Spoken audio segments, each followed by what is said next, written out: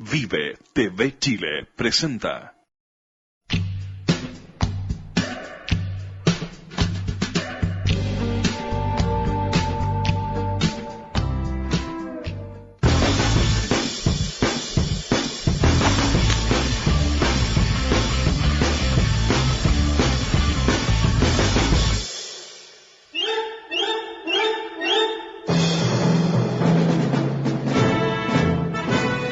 En 1818, en la frontera araucana, surge Vicente Benavides,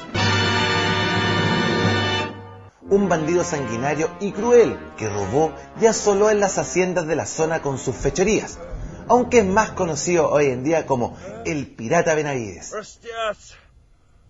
La historia cuenta que, acorralado por las huestes patriotas, el Pirata Benavides decidió esconder su botín en oro y plata en una caverna natural, cerca de la comarca que se formaba en la ribera norte del río Lebu.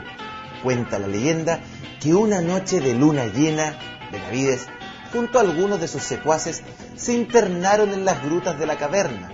Al finalizar esta labor, Benavides da muerte a sus ayudantes, por lo que él fue el único que conoció la ruta para llegar hasta el entierro del tesoro. Este es el lugar. Aquí esconderé mi tesoro. Y lo llamaré la Cueva de Benavides, en honor a mí. Nos encontramos en el exterior de la caverna Benavides, lugar donde se da este famoso mito regional. Lebu se encuentra aproximadamente 120 kilómetros al sur de Concepción. Hoy vamos a hablar del Pirata Benavides, que tal como lo pinta en la historia, no era tan pirata como se escribe. Vicente Benavides nació y se educó en el tradicional pueblo de Quirihue a fines del siglo XVIII. Siendo muy joven, estando en Santiago, lo sorprende la Revolución de 1810 y Benavides decide enrolarse en el Ejército Patriota, donde forma parte del mítico regimiento Granaderos de Chile. De regreso en Concepción, figura como sargento de los húsares de la Gran Guardia, bajo las órdenes de nada más ni nada menos que José Miguel Carrera. Sin embargo, es durante este periodo cuando deserta de las filas patriotas para integrarse al bando contrario. Oye, Armando, pero el Pirata Benavides, ¿era tan pirata? ¿Era un pirata o se les decía así porque secuestraban algún barco o algo por el estilo? La verdad que Vicente Benavides era muchas cosas. Para los realistas era un oficial de ejército valiente, competente y que obtuvo grandes batallas, grandes victorias contra los patriotas, aunque fue un hombre muy cruel. Para los patriotas era un bandido, un salvaje, ¿no es cierto?, un degenerado. Para las monjas trinitarias era su salvador. ¿Y sabes para quién fue un pirata realmente? Para los ingleses y norteamericanos, porque estando él aquí en Lebu y en Arauco, atrapó varios barcos, mató a sus oficiales y se hizo cargo de las naves. Por lo tanto, fue una especie de pirata. Así que por lo tanto, no está tan equivocado el que dice que es un pirata, pero es mucho más que eso.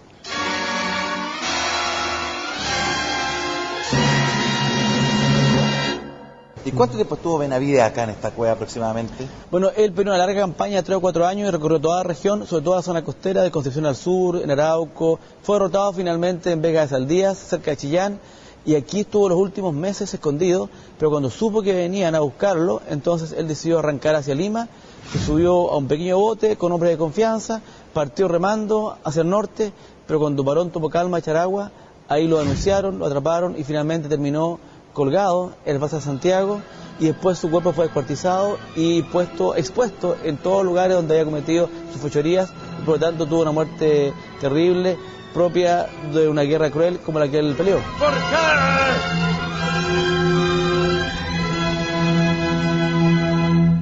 Oye, tengo entendido que Benavides también tiene un episodio en que él se salva milagrosamente de un ajusticiamiento, de un fusilamiento, ¿no?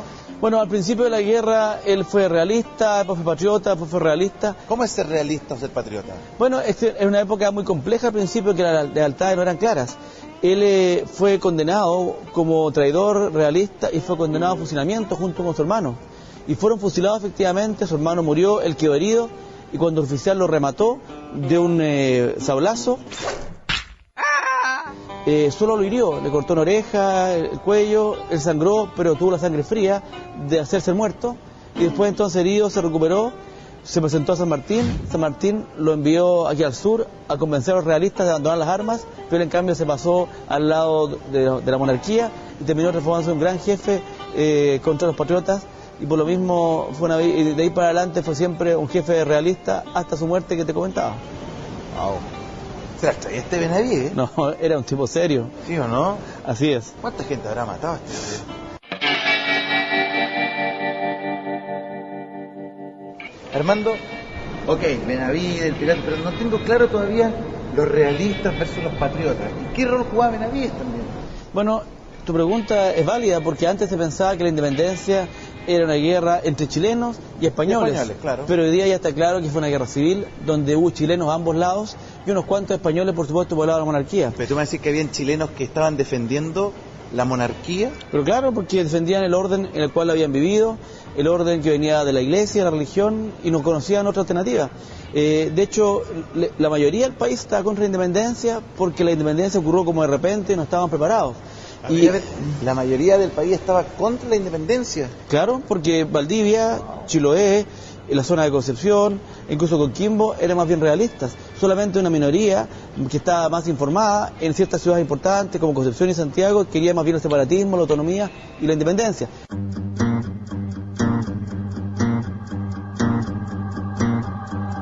Armando, entonces, ¿no hay tesoro? ¿O sí hay tesoro? Es poco probable porque, como te decía, Benavides no fue un ladrón, sino fue un soldado cruel, pero un soldado. Pero a lo mejor aparece porque la historia nunca termina de escribirse. Sí, me imagino que aparezca el tesoro. Ahora, lo que no me imagino es cómo Benavides va a esconder un tesoro tan cerca de la ciudad. Es que en esa época aquí no había ninguna ciudad. Lo que ocurre es que se funda un fuerte primero en 1600, después otro en 1640, en la actual ubicación, y después Leu desapareció en la selva. Y la ciudad que tú conoces hoy día recién se funda hace un siglo y medio, en 1862, con el auge del carbón. Así que en la época de Benavides no había ningún Leu. Ah, perfecto. Si algo era muy lógico, si el tesoro tan cerca de la ciudad. Es verdad.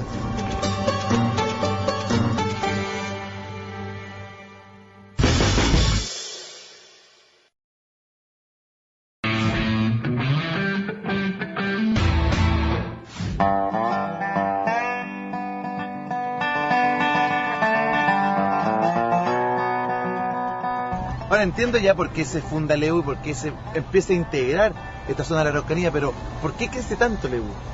Por esto, por el carbón. Porque en Leu hay importantes mantos carboníferos que fueron explotados por Macay, por Errázuri, por Río Seco, y de aquí el carbón se exportó al resto de Chile en la época que los barcos a vapor y que los trenes se estaban desarrollando. Así que Leu se transformó rápidamente en una ciudad importante de Chile gracias a esta industria, la industria del carbón.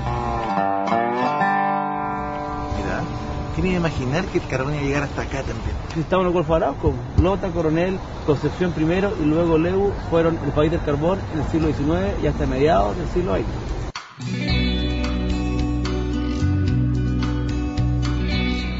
Si Leu no existía, ¿cuál era la intención entonces de fundar Leu, Armando?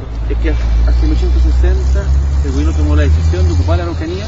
El primer paso era explorar el río Leu, fundar un fuerte y ahí entonces el primer avance. Eso es lo que ocurre en Leu y por eso nace esta ciudad hace justamente un siglo y medio. Bueno, Armando, tomando en cuenta la idea del Estado en esa época, se logra el objetivo: unificar la zona, unificar la Araucanía y que hubiera mayor conectividad. Y fundar ciudades. Y fundar ciudades. Ciudades importantes que cumplían funciones comerciales, funciones industriales y también balnearios. Pero piensa que la vía de Concepción se instala, por supuesto, Talcahuano, que es un balneario importante, San Vicente, Penco, donde la aristocracia también veranea, incluso el presidente de Almaceda, y Tomé. Tomé, el balneario Tomé. Lejos de los grandes centros urbanos, lejos de los polos productivos industriales, en una angosta franja costera, compuesta por médanos, bosques y arenales, en una región ventosa, improductiva e inútil, florece un inédito modelo de emplazamiento urbano, la ciudad balneario. Hordas de hombres, mujeres y niños se agruparán en estas ciudades durante la época estival, sin otro objetivo que disfrutar de bañarse en sus playas y el de emprender eternas e incesantes caminatas por sus paisajes bucólicos. El resto del año, estas ciudades permanecerán desiertas, inhóspitas, abandonadas. En los años 20 del siglo pasado, Uno de los más atractivos paseos de la provincia, que atraía visitantes de todo Chile, era el balneario El Morro. En sus épocas de gloria, era capaz de albergar a 500 pasajeros en sus 3 pisos, que disfrutaban de los baños de mar y de diversos paseos. Tomando en cuenta el apogeo económico, la industria, lo elegante que estaba la gente, y este lugar, me imagino que llegaba la aristocracia acá, ¿o no? Bueno, efectivamente, Tomé fue un gran balneario en los años 20 y 30 del siglo pasado y hasta el día de hoy. En esa época, en este lugar, está el balneario El Morro, que podía atender hasta 500 personas, hacía bailes fabulosos, noches de jazz. La gente llegaba en el tren, luego tomaba la góndola y aquí entonces pasaba una temporada fantástica. Perfecto, y acá en este morro se instalaba la gente y compartía acá. Claro, este es el balneario Morro, pero aquí hay que venir bien tapado, con un traje de baño largo, que no mostraba las piernas ni los hombros, porque así se acostumbraba en esa época. Quemarse era una cosa propia de campesinos y no de gente bien. O sea, la gente bien, la gente aristocrática no tomaba solo o no se quemaba. Tenían sombrillas, usaban trajes de baño grandes, largos, pero también eso lo hacían un poquito porque la costumbre de la época era ser más pudoroso y no mostrar tanto, dejando más la imaginación. O sea, alguien con un colalé en esa época. Oh, se habría ido preso, ¿ah? ¿Cierto? Y se habría hecho famoso. También. Luego de arribar en tren a la ciudad, tras un recorrido de 1 hora y cuarto desde Concepción, los viajeros eran conducidos en una pequeña góndola abierta al recinto del hotel. Atravesaban la costanera y luego las calles del centro, que en esa época de temprano desarrollo industrial y textil mostraban ya una gran actividad. Una pasajera de la temporada de 1928 en la revista Concepción Magazine lo describía así el animado veraneo tomecino. El pueblo y la ciudad misma, dentro de su mantenimiento local y comercial, se presentan bien. No creo que haya muchas dentro de su categoría que la superen, y creo que serán pocas las que la igualen. Pero donde uno se siente mejor, estando en Tomé, es en este maravilloso balneario, El Morro. Es esto, en verdad, todo lo que mi buena amiga me había contado, y mucho más. Armando, entonces, espérate, ¿el tren por dónde venía acá? Bueno, el tren, la ruta era maravillosa porque venía a orilla del mar, pasando por túneles, por esas playas blancas que se ven, y la estación quedaba justo donde está hoy día la fábrica, donde está el puente. Y entonces ahí tomaban la góndola y se venían aquí hasta el hotel del Morro.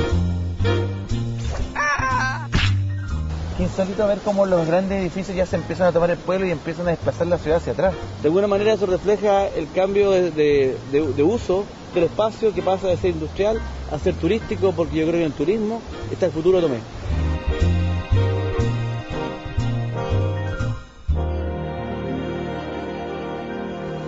Oye, pero ¿qué personajes famosos de la época venían hasta acá, hasta el Morro, acá en Tomé? Bueno, venían el caballo y el león.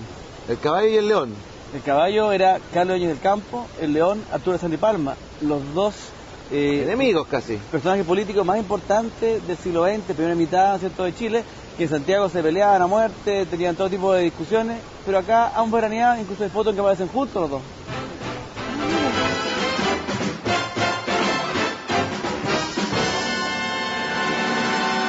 ¿Y por qué preferían venir acá a Concepción, tan lejos de Santiago? ¿Se podrían haber quedado en otro balneario? Bueno, en esa época se pusieron de moda los balnearios de playa, siguiendo la moda francesa de Deauville, Biarritz, etc.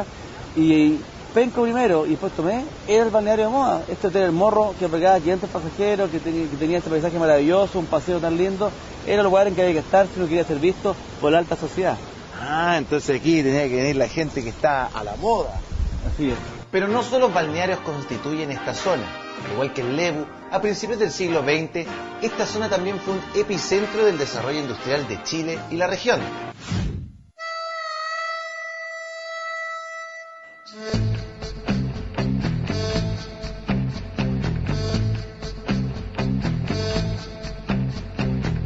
Tomé en sus inicios era un pequeño villorrio de pescadores. Por el año 1840 aparecen los primeros molinos, usando el trigo para convertirlo en harina y aprovechando obviamente el agua que había en la zona.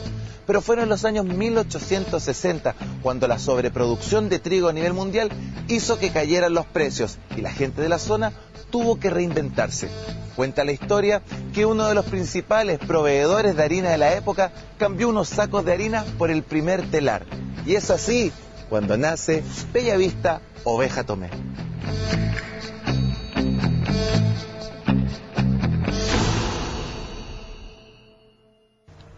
Armando, te tengo dos preguntas en una. La primera es por qué se construye Bellavista Oveja Tomé, la industria textil, y la segunda es por qué se hace en Tomé, en este pueblo. Bueno, es que toda la zona de la Bahía Concepción fue un gran polo industrial. Acuérdate que en esa época, a fines del siglo XIX, se salió salitre. Había que alimentar, había que vestir a la gente del norte y por lo tanto había que hacer telas, había que hacer bebidas, y ese desarrollo industrial se produjo acá, porque había gente, porque había agua, porque había un puerto, y por lo tanto esta zona alcanzó un gran desarrollo. Y Tomé en particular porque se desarrolló antes con los molinos. Hubo muchos molinos en esta zona y el principal fue el de Guillermo Délano. Y él fue, cuenta la historia, el que cambió, cuando ya está decayendo la industria del trigo y del molino, un cargamento de harina por 24 telares. ¿Ya? Y ese es el origen de la industria textil de Tomé. Y a partir de esta fábrica surgieron muchas otras. Todas las fábricas de Fiat Tomé o Bio Bio en Concepción, es gente que aprendió el negocio y de aquí empezó a hacer tela para Chile y para el mundo, porque mucho se exportaba. Así que eso explica que sea en Tomé y aquí que ha surgido este negocio fantástico de las telas de Bellavista Oveja Tomé. O sea, parte casi por una casualidad, entre comillas, el tipo cambia harina por los telares y empiezan a aprender a hacer tela. Bueno, la verdad ese es un poco el mito romántico, pero lo que está detrás es una ciudad con gran potencial, con gente calificada, con este puerto fantástico, con la posibilidad de abastecerse desde el interior y en todo un polo industrial que fue Concepción desde fines del siglo XIX y hasta el día de hoy, porque si algo caracteriza a nuestra provincia es ser un polo industrial, petroquímico, forestal, así que por lo tanto Tomé fue el corazón de eso. Hoy día ya no lo es, pero Tomé busca en el turismo salir adelante y tenemos este milagro de una fábrica que después de un siglo y medio sigue funcionando. Yo creo que es casi un fósil viviente y eso hay que celebrarlo. Sí, es verdad. 3.000 personas llegan a trabajar acá. 3.000 padres, hijos, familias completas, como ocurría en el mundo del carbón.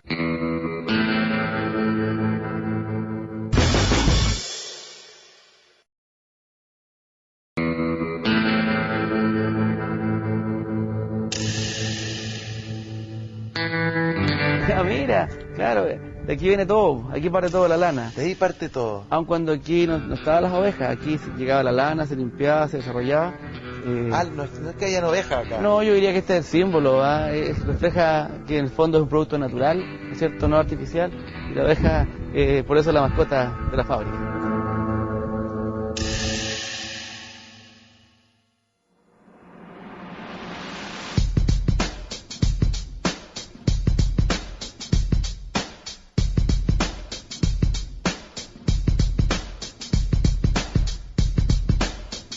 Estamos en el corazón de la fábrica, ¿no? Es aquí donde se hacen las telas, pero ¿cómo se hace una tela? Porque acá es puros hilos, digamos.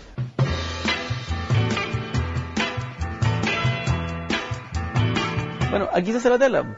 Es decir, hay un proceso previo que es urdido, pero aquí está un telar y esta máquina trabaja con un ruido infernal y va formando la tela y finalmente con esa tela se hacen todos los productos propios de Bellavista.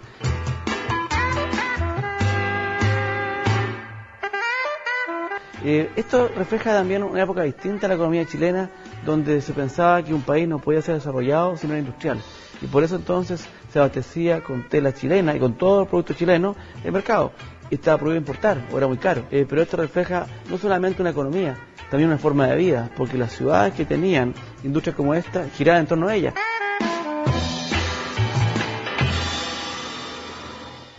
Pero es cierto que la gente que vivía acá en Tomé era de lo más elegante que había, andaban todos impecables con traje. Yo te diría que sí, porque la fábrica les regalaba un par de cortes de tela al año, había varios sastres en Tomé y la gente competía, se paseaba en la plaza con sus trajes finos, con sus prendas especiales, y no solamente la gente de Tomé, porque en muchas familias chilenas está la tradición de venir a Tomé una vez al año, o 2 veces al año, a comprar tela. Y se lo llevaban después a Santiago, a Osorno, a Valparaíso, y allá hacían sus trajes con tela Bellavista Oveja Tomé, que es sinónimo de prestigio y calidad.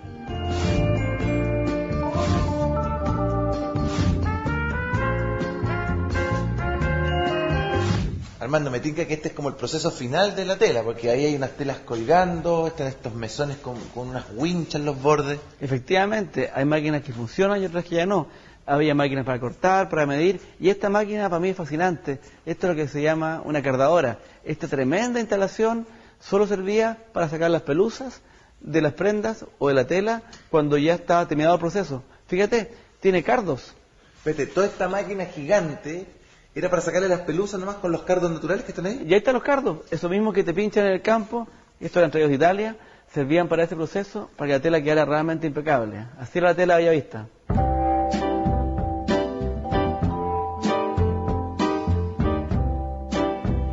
En el año 2007, cuando la fábrica quebró, algunas máquinas quedaron detenidas como en el tiempo, paralizadas. Esta es una, por ejemplo, donde ahí tú puedes ver la tela. Esta máquina se detuvo y nunca más funcionó, y mira tú, está haciendo todavía lo que estaba haciendo aquel día en que cerró. Por suerte la fábrica... ¿Cómo fue? Un día dijeron ya se acabó la fábrica, cerraron y estaba la gente trabajando y no entendió nada. Se cortó la luz y todo el mundo va a la casa. Pocas cosas, ¿verdad? Pocas cosas dicen hecho en Chile. Y si es chileno, es bueno. Y aquí está el mesón con las winches medidas que bajaban la tela, le iban enrollando y cada persona era especialista en una etapa del proceso. Había personas que eran llamadas peluceras, que eran expertas en sacar la última pelusa que la máquina no encontraba para que la tela quedara impecable. Es decir, había peinadores. La fábrica era de obreros especializados que durante toda su vida iban aprendiendo un proceso y iban ascendiendo, porque en el fondo la fábrica era casi una forma de vida, era una sociedad completa, con todo su estamento, su jerarquía, sus ritos. Es un mundo que ya casi no existe. Quiero ver el carro que va por arriba. Vamos hasta por aquí afuera.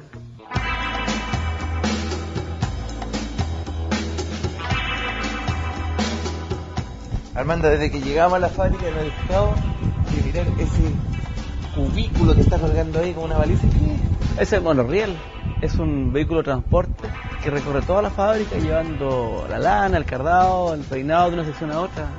¿Te parece que había una persona adentro? Claro, sí. Recorría toda la fábrica por arriba con ese tambor atrás con lana. Tenía un conductor que lo iba manejando en esa pequeña cabina, y a veces queda en pana, y hay que sacarlo con bomberos.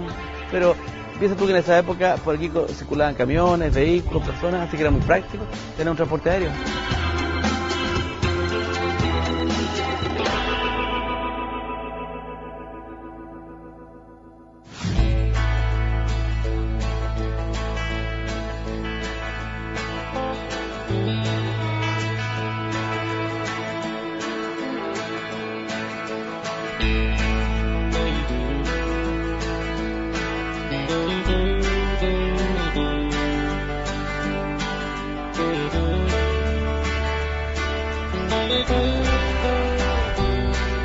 El 27 de febrero del año 2010, la zona centro y sur de Chile fue azotada por uno de los terremotos más grandes en la historia de nuestro país.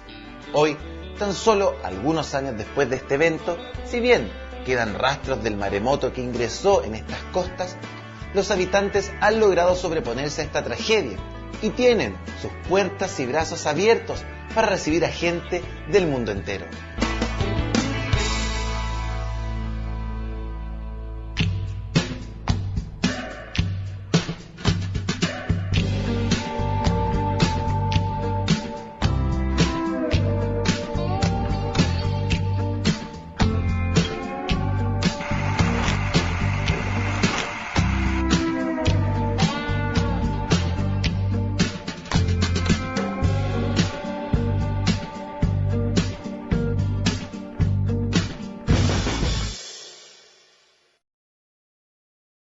Chile avanza con todos. Gobierno de Chile. Esta fue una presentación de Vive TV Chile.